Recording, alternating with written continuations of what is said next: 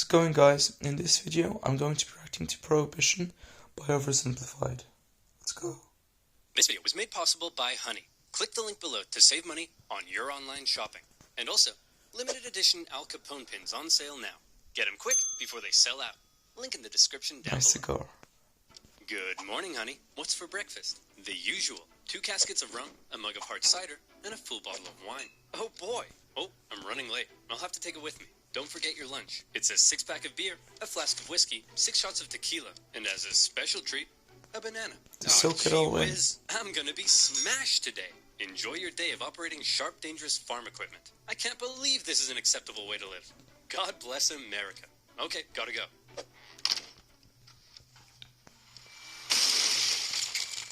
I love my life. America, the land of beautiful strip malls, top-class infrastructure, and wonderful urban sprawl. Ah, yes, beautiful America. But what's the most American thing you can think of? The Statue of Liberty? Mount Rushmore? A crazy lady in a mobility scooter yelling at a pigeon? Well, what if I told you the answer is alcohol? That's right. When the Puritans arrived on America's shores, they brought a ship packed with beer. George Washington provided his men with a daily cup of whiskey. Andrew Jackson's inauguration party left the White House so trashed that everybody had to be ordered outside. Frederick Douglass said whiskey made him feel like a president. Me too, Frederick. Me too. Oh yeah, because Trump was the president at the time. Doctors prescribed their patients hard liquor. In the 19th century, Americans drank 3 times as much as their modern-day counterparts. That's a lot of whiskey. Hey, Jerry, how's that report coming along? Already done, sir. I've also organized your paperwork, watered your flowers, and been a father figure to your children. Wait a minute. What's that smell? Have you been drinking at work? No, sir, I would never. Well, why not? Everyone else is doing it, but I got all my work done. You're fired! Imagine being fired for Americans not drink at drinking work. on the They job. drink at barn raisins, Usually you get baptisms, fired and for public drinking on the hangings. job. Heavy drinking was so normal that it was as American as apple pie. Hi everyone, my name's Ron, and I'm an alcoholic. Get over yourself, Ron. We're all alcoholics. But more and more Americans began to wonder whether all of this truly was a normal way to live. Were Americans drinking, perhaps, a little too much? Well, one group in particular thought the answer to that was yes. You know them, you love them. The digital world speaks the language of zeros and ones. But as a digital transformation company, we know that In particular thought the answer to that was yes. You know them, you love them. Woman. I do know him, Oh, and I crap. do love them. Woman! Wrong! Hang on. We just want to talk. Woman talking in public? That's outrageous. Come on, Fred. You've got 2 kids and a wife at home. Yet here you are spending your entire paycheck on booze.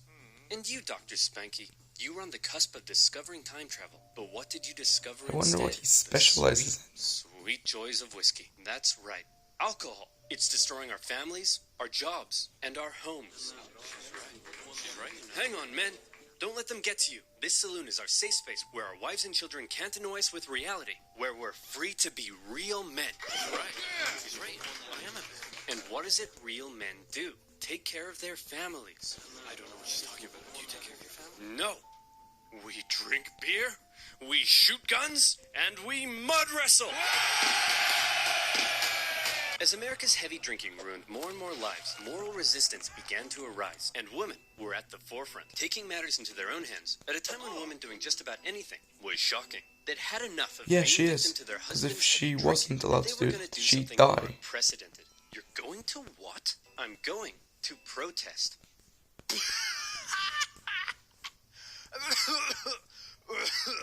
Oh, sweetie. Women can't protest. Starting in Ohio, before spreading nationwide, women began a crusade against alcohol. They marched through towns and cities, singing hymns, gathering outside saloons, and praying on their knees. Women praying was so terrifying that in some towns, schools were shut and business stagnated. On one occasion, firemen were called out to hose down the dangerous praying women. On another, the owner of a beer garden reportedly held a cannon outside and threatened to reduce the savage women to dust. Nevertheless, they persisted.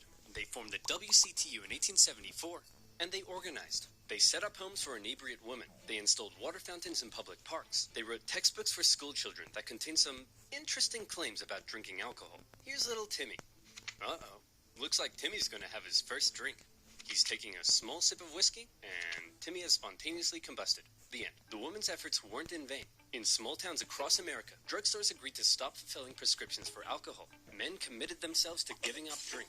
Inspired by the women's moral fervor, some saloon owners closed their doors. The Women's Crusade and other temperance movements were forcing people to reconsider alcohol's role in society, and more people began to side with the growing temperance movement. Many states had even begun enacting their own dry laws that restricted the sale and use of alcohol. One of them was Kansas, where alcohol had been outlawed since 1881. Despite this, many illegal saloons remained open, and authorities had done just about nothing to stop them. One woman, disgusted by what she saw, decided she would take the law into her own hands. And not just any woman, a terrifying, hatchet-wielding, sweet old lady named Carrie Nation. Armed with her trusty hatchet and a bag of what she called smashers, she traveled from town to town visiting saloons. But she wasn't there to get smashed. She was there to smash. The men could do nothing but cower as sweet little Carrie hulked out and tore the place to shreds. She went to Kiowa and smashy smashed. Wichita, smashy smash. Topeka, smashy smash. On a couple of occasions, she was arrested, but each time they were like, "Okay, Carrie, we're gonna let you go so long as you promise to be a good girl and not smash up any more saloons, okay? Screw you, pig!" Yeah, fight the power. I think she's gonna be alright. Smash, smash, smash. Carrie's tactics shocked the other members of the Women's Christian Temperance Union, but she assured them, and this is a quote, "Ladies, you do not know how much joy you will have until you smash, smash, smash." Carrie became a household name, and she hoped her unusual tactics would spread across the country. But unfortunately, many of the women's movements eventually slowed down. Why? Well, because of this kind of thing. Thelma, I ripped my pants again. Ugh, well, you'll have to sew them yourself because I'm going out protesting. What? I don't know how to sew. What if I burn the house down and get eaten by alligators? What? Don't be stupid, Mitch. Look, I've got to go. Call me stupid? She's the one who's stupid.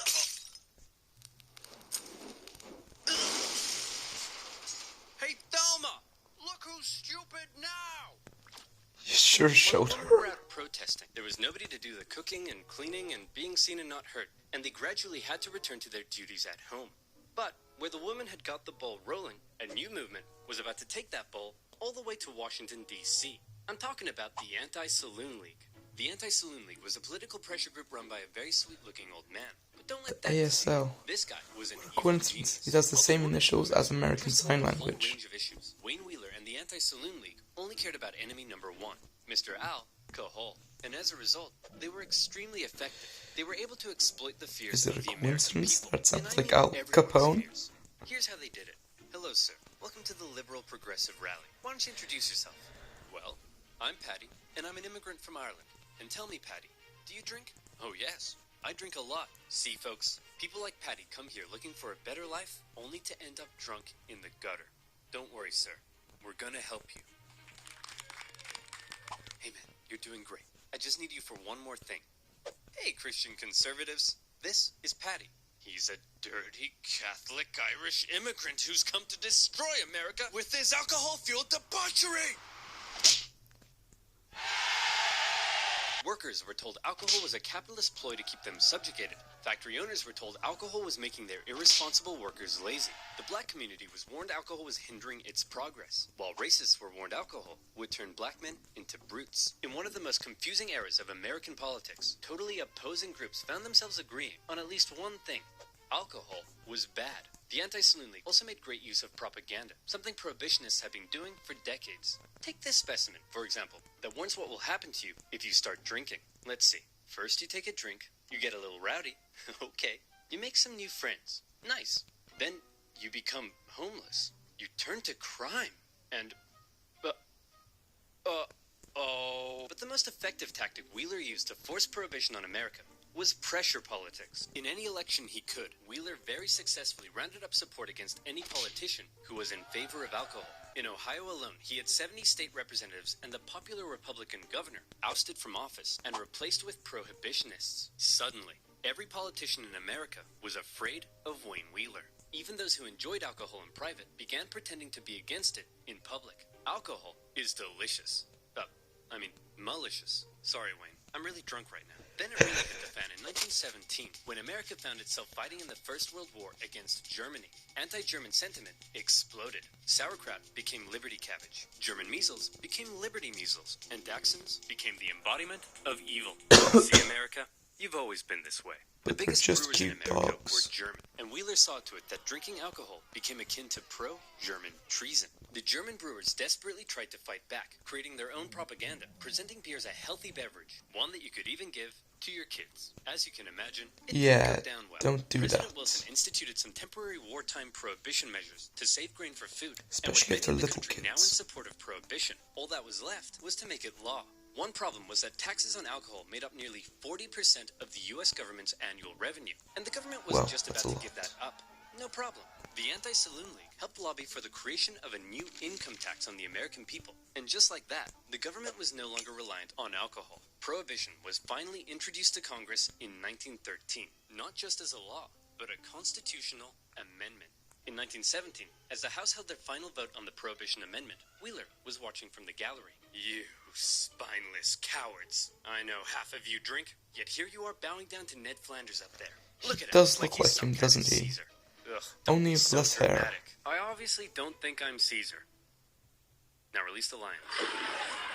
In the end, Prohibition passed the House easily, 282 votes to 128, and the states ratified the new amendment by 1919. America, a nation obsessed with liberty and freedom, had just voluntarily given up its private right to choose whether or not to drink alcohol. We did it, folks. We fixed everything. America will be perfect forever. But you just dissolved America's 5th largest industry and lost tens of thousands of jobs for us immigrants. No, you idiot. You don't get it. We helped you, idiot.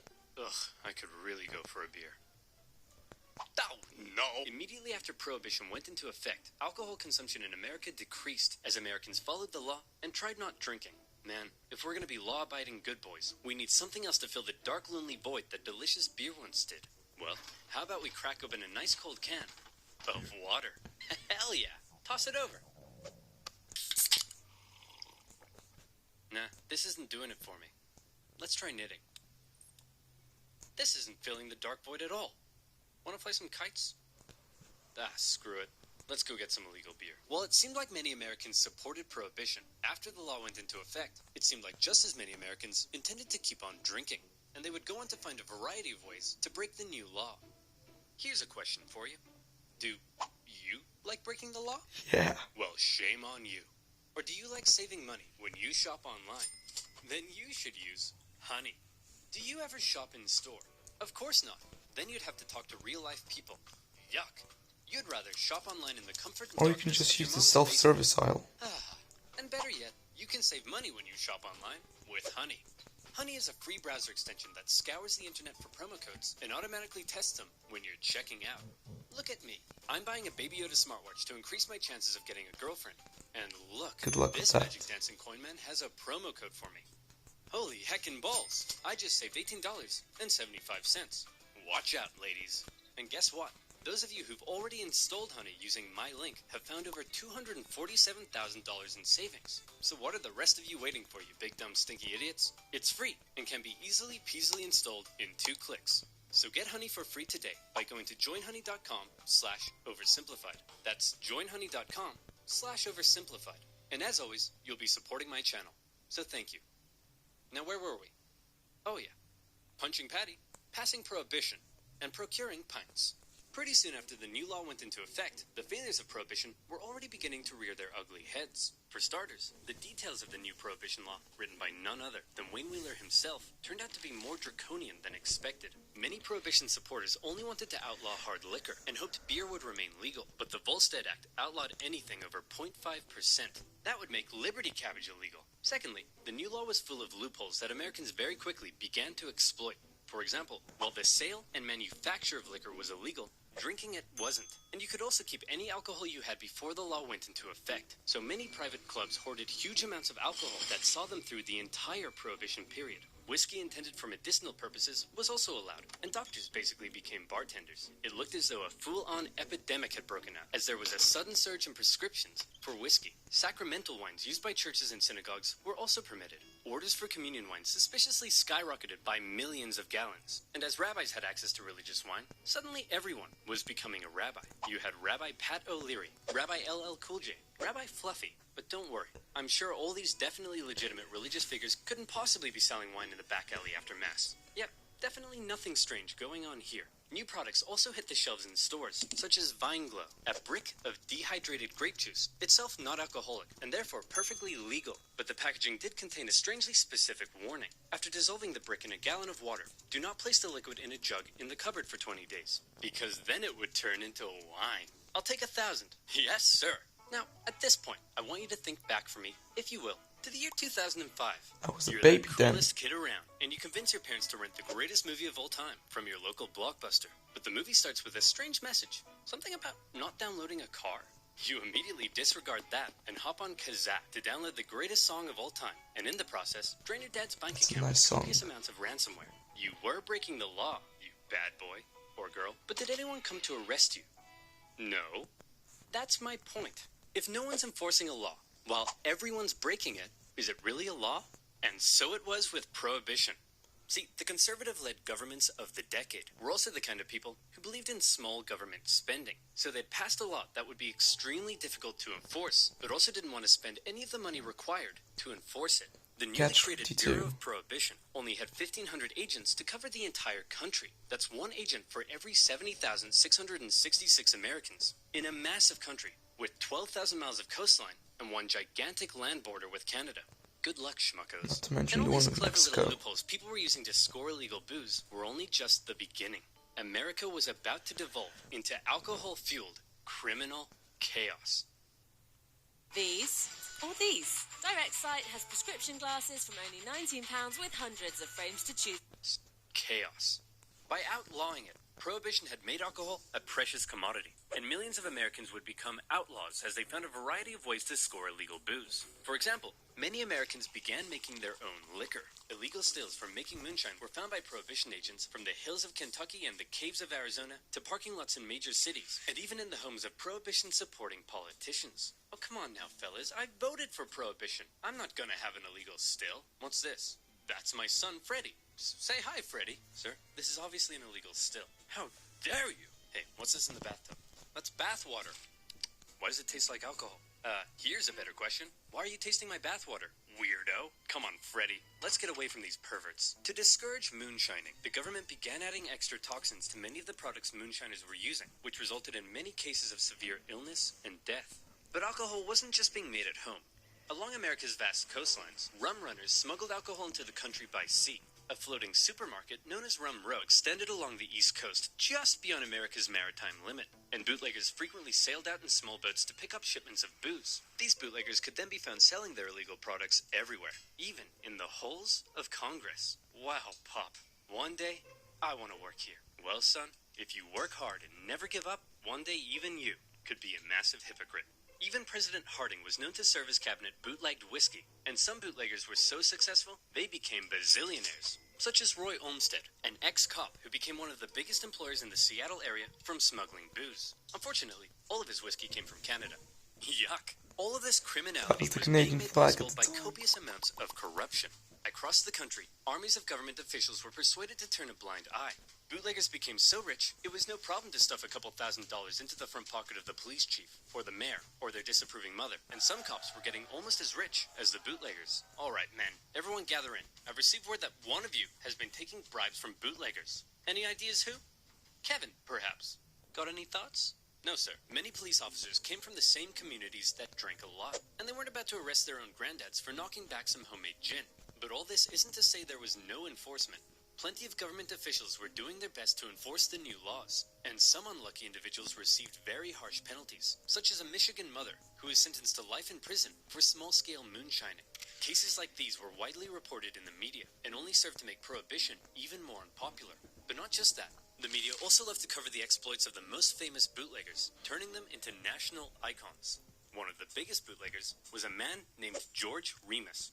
Originally a lawyer, he watched as his bootlegger clients paid off enormous fines like it was nothing, and proclaimed bootlegging's the business for me.